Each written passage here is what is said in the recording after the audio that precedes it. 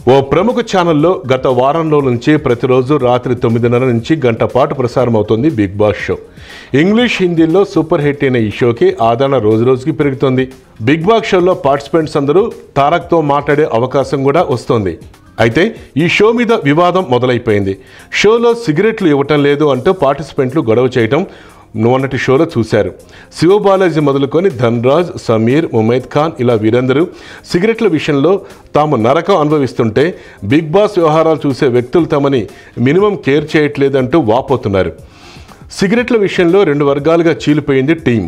Big boss team మొత్తం ఈ గొడవతో పాటు హోమగుండం నడిపిన 2 రోజుల్లో సమీర్, ధన్రాజులు అక్కడే ఉండి బ్రష్ చేసుకోవడం లాంటివి చేశారని, ఆ హోమగుండం దగ్గర డ్యాన్సులు కూడా వేసేశారని, హిందూ సంస్కృతికి విరుద్ధం అదని అందరూ అంటున్నారు.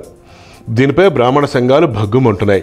అందులో ఆజ్యం పోస్తుండడం వంటి అభ్యంతరకరమైన సన్నివేశాలు హిందువుల మనోభావాలు దెబ్బతీసేలా ఉన్నాయని, వాటిని సవరించి క్షమాపణ చెప్పాలని జోగులాంబ గద్వాల జిల్లా బ్రాహ్మణ సేవా సమితి డిమాండ్ చేసింది.